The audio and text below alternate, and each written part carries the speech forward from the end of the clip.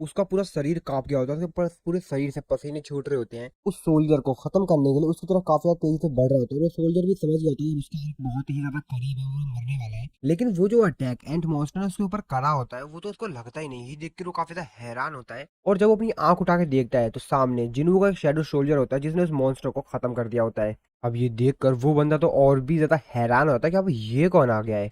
दूसरी तरफ हम लोग KMS हेडक्वार्टर को देखते हैं, जहां से सब कुछ लाइव टेलीकास्ट सभी लोगों को दिखाया जा रहा था। वहां का जो मैनेजर होता है वो काफी ज्यादा हैरान होता है। वो कहता है, क्या हमारे सारे एस रैंक के हंटर्स सिर्फ एक सिंगल एंड मॉन्स्टर से हार गए? उनका असिस्टेंट उनको बताता है कि सर फोन लाइन पे काफी सारे व्यूअर्स हमको कॉल कर रहे हैं और वो पूछ रहे हैं कि आखिरकार इस तरीके से, और इसीलिए बार बार वो लगातार फोन किए जा रहे हैं। तो उसका जो चीफ होता है वो उसके ऊपर चिल्लाते हुए कहता है, क्या तुम क्या चाहते हो कि हम लाइव टेलीविजन पर हंटर्स को इस तरीके से मरता हुआ दिखाएं? अरे नहीं यार, क्या ये सब कुछ इसी तरीके से खत्म हो जाएगा? तभी वहां पर जो दूसरा एम्प्लॉय होता है वो कहता है कि सर अभी अभी सीन पर कोई जस्ट यहाँ पर अभी कोई आया है सीन पर, ये देखिए।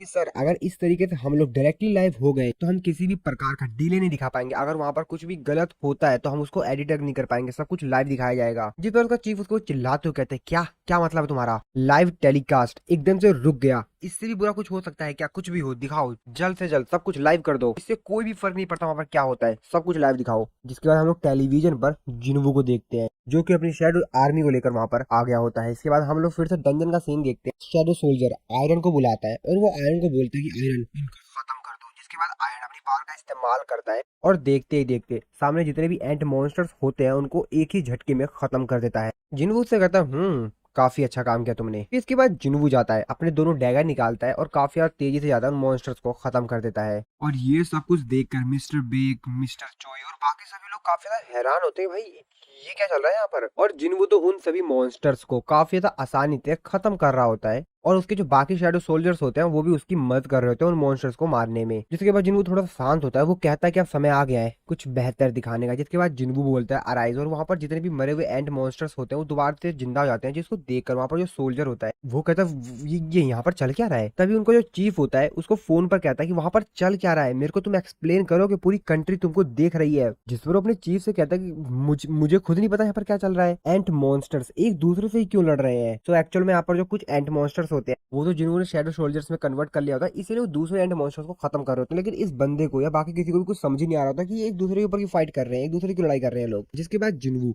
बाकी सभी जो लोग होता है उनसे कहते हैं फटाफट सभी लोग इधर आओ। अपने इस इन्वेंट्री में से एक लिक्विड निकालता है और उन सभी लोगों से कहता है कि ये लो फटाफट सभी लोग जल्दी पी लो, मैं आपको सब कुछ बाद में एक्सप्लेन करूंगा। फटाफट सभी लोग जैसे उस लिक्विड को पीते हैं वो सभी लोग तुरंत से हील हो जाते हैं और फिर से जिसको देखकर वो सभी लोग काफी ज्यादा हैरान होते हैं, कहते हैं, क्या हम लोग इतनी तेजी से हिल कैसे हो गए। तभी जिन्वू मिस चाइन के पास जाता है क्योंकि अभी भी वो बेहोश हुई होती हैं और उनको होश नहीं आया हुआ होता है। जिन्वू कहता है कि इनको होश इसीलिए नहीं आया है क्योंकि इनकी जो इंजरीज है वो काफी ज्यादा सीरियस है, और इसीलिए मैं अपनी एबिलिटीज का इस्तेमाल करके इनको हील नहीं कर सकता हूँ, हमको एक हीलर की जरूरत होगी। जिन्वू अपने मन में सोच रहा होता है कि धीरे धीरे मिस चाइन कमजोर होती जा रही है। तभी जिन्वू उन लोगों से कहता है कि हम लोग को यहाँ से जल्द निकलना होगा। वो लोग भी कहते हैं हाँ हाँ बिल्कुल बिल्कुल, चलो चलो जल्दी निकलते हैं। तभी वहां पर जो मेन एंट मॉन्स्टर होता है वो यहाँ पर आ जाता है। वो इन लोगों से कहता है कि तुम्हारा किंग बाहर नहीं है, जरूर तुम्हारा किंग कोई और है। मिस्टर बेग उसको यहाँ पर देखकर कहते हैं, क्या अगर ये वापस आ गया तो इसका मतलब ये है कि गोटोरियोजी मारा गया। जो एस रैंक का हंटर कोच में आया हुआ होता है जिन्वू उससे बोलता है कि आप मिस चाइन का ध्यान रखिए, इसको मैं देखता हूँ। जिस पर वो उसको जिन्वू को मना करता है,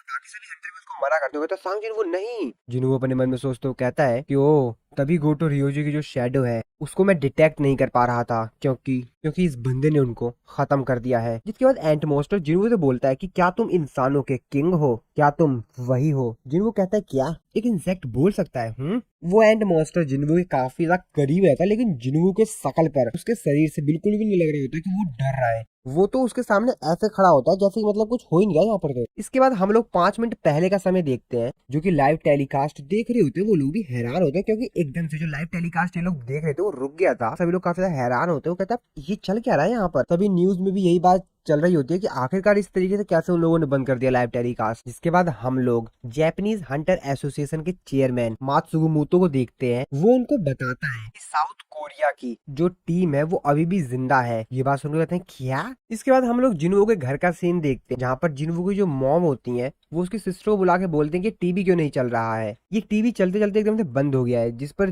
जिन्वो की सिस्टर जिन्हा बोलती है अच्छा ठीक है मैं एक मिनट आती हूँ, और फिर वो फटाफट अपने रूम में जाती है। अपने फोन में लाइव टेलीकास्ट देखते हुए देख के काफी ज्यादा हैरान होते हैं, कहते क्या। इस तरफ हम लोग हंटर एसोसिएशन में मिस्टर गो को देखते हैं, जो कि लाइव टेलीकास्ट देख रहे होते हैं, और वो जिन्वू को लाइव टेलीकास्ट पे देख कर कहते हैं ये तो सांग जिन्वू है, और वो भी काफी ज्यादा जोश में जाते हैं। इसके बाद हम लोग फिर से जेजू आइलैंड के उसी टनल में देखते हैं, जहाँ पर जिन्वू और उस एंड मॉन्स्टर के बीच फाइट हो रही होती है। और वो जो एंड मॉन्स्टर होता है वो जिन्वू को काफी ज्यादा तेजी से अटैक कर रहा होता है उसके ऊपर, और काफी ज्यादा घायल कर दिया होता है। सभी लोग ये देखकर काफी ज्यादा हैरान होते हैं, कहते हैं क्या आखिरकार वो कैसे इससे लड़ेगा। वो मॉन्स्टर जिन्वू काफी ज्यादा तेजी से एक पंच हिट करता है, जिसकी वजह से चारों तरफ धुआं धुआं छा जाता है, और वो मॉन्स्टर कहता है कि तुम कमजोर हो, तुम किंग नहीं हो सकते। बाकी सभी लोग भी कहते हैं क्या जिन्वू, अब क्या हुआ जिन्वू को। और जब धूल हटती है तो हम लोग देखते हैं जिन्वू को, जो कि सही सलामत होता है, जिसको देखकर बाकी सभी लोग के भी मुंह खुले खुले रह जाते हैं। जिन्वू थोड़ा सा यहाँ पर घायल हुआ था, और फिर जिन्वू अपने स्किल द कमांडर टच को एक्टिवेट करता है। ये जो एंट मॉन्स्टर था वो भी जिन्वू को देखकर काफी ज्यादा हैरान था। बाकी सभी लोग तो हैरान थे, पर ये एंट मॉन्स्टर उन सबसे ज्यादा हैरान था। जिसके बाद जिन्वू अपनी स्किल का इस्तेमाल करके उसको बहुत तेजी से पंच मारता है, और वो मॉन्स्टर काफी ज्यादा दूर जाके गिरता है। और अब ये वाला सीन देखकर बाकी सभी जो यहाँ पर हंटर्स और यहाँ पर जो सोल्जर आया हुआ होता है वो भी भाई हैरान होते हैं। उन लोग के मुंह आंख कान सबके सब भाई खुले खुले रहते हैं, ये क्या है भाई। मिस्टर मै जो होते हैं वो मिस्टर चोई और मिस्टर बेग से कहते हैं कि क्या आप दोनों पक्का श्योर है ना कि मिस्टर सांगजिन वू एक मेज टाइप का हंटर है। मिस्टर बेग कहते हैं हाँ मेरे को मालूम तो था कि ये पावरफुल है, लेकिन मैंने कभी सोचा नहीं था कि वो इतना ज्यादा ताकतवर होगा। जिनवू उस एंट मॉन्स्टर को देखता है जो कि फिर से खड़ा हो गया होता है और जिनवू की तरफ ही आ रहा होता है। जिनवू अपने मन में सोचते हुए कहता है कि इस एंट मॉन्स्टर की जो बॉडी है वो थोड़ी सी ताकतवर है, क्योंकि इसके जो एक्सोस्केलेटन्स हैं वो थोड़े से ताकतवर है। ये तो मजा आएगा। एंट मॉन्स्टर जिनवू के ऊपर अटैक करता है, लेकिन जिनवू को तो घंटा फर्क नहीं पड़ता है। जिनवू फिर से उसको हिट देता है और वो बेचारा फिर से काफी ज्यादा दूर चला जाता है। यहाँ पर जो सोल्जर होता है उसको भी यहाँ पर जो माना वेव्स रिलीज हुई होती है अभी अभी, उसको तो एहसास हो जाता है कि भाई वो कुछ भी नहीं है। अपने मन में सोचते हो कहता है कि मैं एक ए रैंक का हंटर हूँ, लेकिन फिर भी ये जो माना वेव्स है वो बहुत ही ज्यादा पावरफुल थी भाई। एंट मॉन्स्टर पीट पीट के उसकी भी हालत खराब हो गई होती है। वो भी कह रहा होता है इतनी ज्यादा ताकत कैसे है इसके पास, मैं तो इससे हार जाऊंगा यार इसी तरीके से अगर मैं लड़ता रहा तो। कौन है आखिरकार ये इंसान। जिन्वू फिर से काफी ज्यादा तेजी से उस एंट मॉन्स्टर की तरफ आ रहा होता है। वो एंट मॉन्स्टर अपने मन में सोचते कहते हैं नहीं ये फिर से आ रहा है, और जिन्वू उसके करीब आता है और फिर से एक पंच हिट करता है। अब वो बेचारा और भी दूर जाके गिरता है। लेकिन यहाँ पर एक चीज होती है, ये जो एंड मॉन्स्टर होता है वो जिन्वू के चेहरे पर एक कट लगा देता है। जिस कट लगाया हुआ होता है उसके चेहरे पर एक्चुअल में एक पॉइजन होता है, और जिन्वू भी समझ जाता है कि एक पॉइजन है, तो असल में ये एक पैरालाइज पॉइजन होता है जो कि इस एंड मॉन्स्टर के पास था। एंड मॉन्स्टर जिन्वू तो कहता है कि इंसान तुमने काफी बेहतर ट्राई किया, तो अब मरो, और जिन्वू के ऊपर काफी तेजी से अटैक करने के लिए जाता है और वही भी कट हो जाता है। जिसके बाद हम लोग शिप के ऊपर देखते हैं, जहाँ पे मिस्टर गोटो रियोजी के जो टीममेट्स होते हैं उनके साथी होते हैं, वो आपस में बात कर रहे होते हैं। उनमें तो जो गर्ल हंटर होती है वो मिनोरू नाम के जो हंटर होता है उससे पूछती है कि मेरे को मिस्टर सुगुमितो की तरफ से कॉल आया था, आखिरकार वहाँ पर हुआ क्या था। जिस पर वो उसको बताता है कि हम जीत नहीं सकते। वो काफी ज्यादा डर रहा होता है।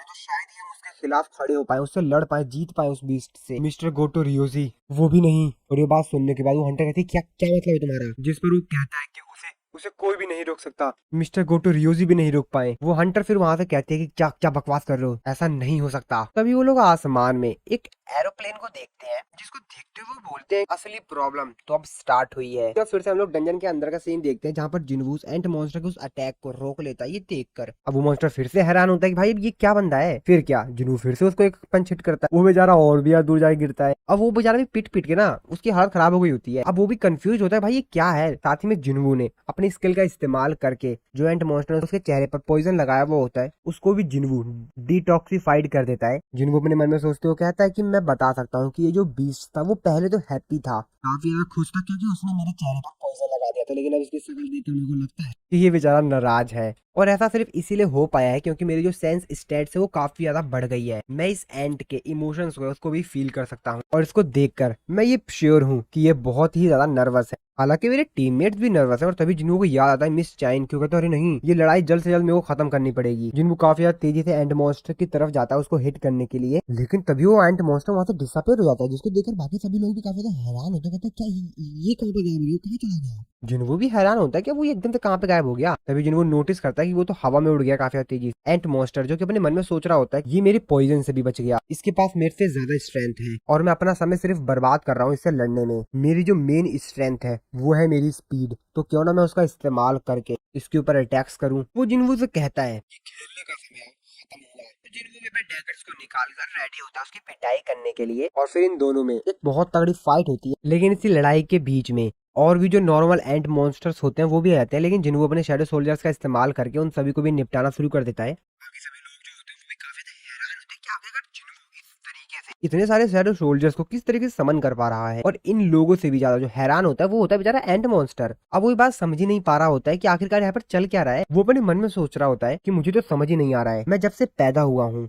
मैं ही सबसे ज्यादा ताकतवर था, मेरे सामने जो भी आया मैं उसे कंज्यूम कर गया और मेरी कोई भी लिमिट नहीं थी कि आखिरकार मैं कितना ज्यादा ताकतवर बन सकता हूँ। मैं ही किंग था आखिरकार, क्यों? अगर मेरे को जिंदा रहना होगा तो मेरे को इसको खत्म करना होगा। और फिर वो मिस्टर ब्यूंग की जो हीलिंग एबिलिटीज होती है उसका इस्तेमाल करता है। जिन्हों भी अपने मन में सोचते हो कहता तो ये मिस्टर मिन ब्यूंग का हीलिंग एबिलिटी का इस्तेमाल कर रहा है। मैंने ऐसा पहला बीस्ट देखा है जो कि अपने अपोनेंट की स्किल को एब्जॉर्व कर सकता है।